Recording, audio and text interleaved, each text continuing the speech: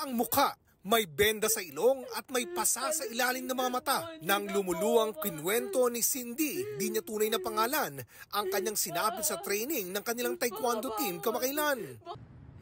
Gusto ko pong magsalita ngayon.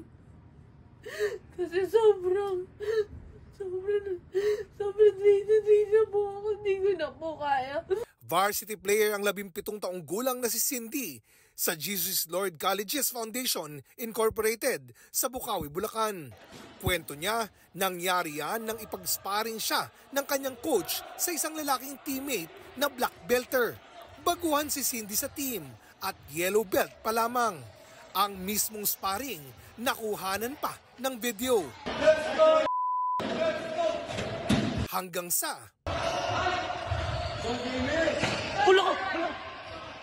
Hindi ka na po mamatay dahil sa bugbog. Binugbog po ako na wala akong laban.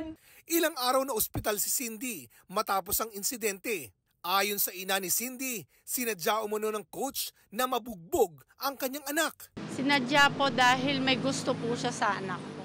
Meron daw pong biglang inaakap siya, inaakbayan, tapos inaaya siyang kumain sa labas, magkape silang dalawa lang. Sabi ko, hindi na normal yun. Mentally, physically, damage po. Lahat ng damage.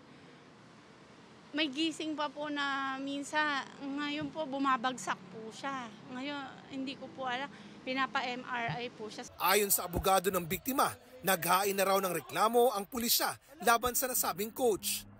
Kinumpirma ito ng Bukawi Police. Sa pahayag na inilabas ng GIL Colleges Foundation Incorporated, sinabi nilang pinaiimbestigahan na raw nila ang pangyayari at wala raw sasantuhin. Di raw nila kukonsintihin ang anumang pang-aabuso at pananagutin ang may sala. Sinuspindi na rin daw ang training ng kanilang taekwondo team, pati na ang kanilang mga coach habang gumugulong ang imbestigasyon.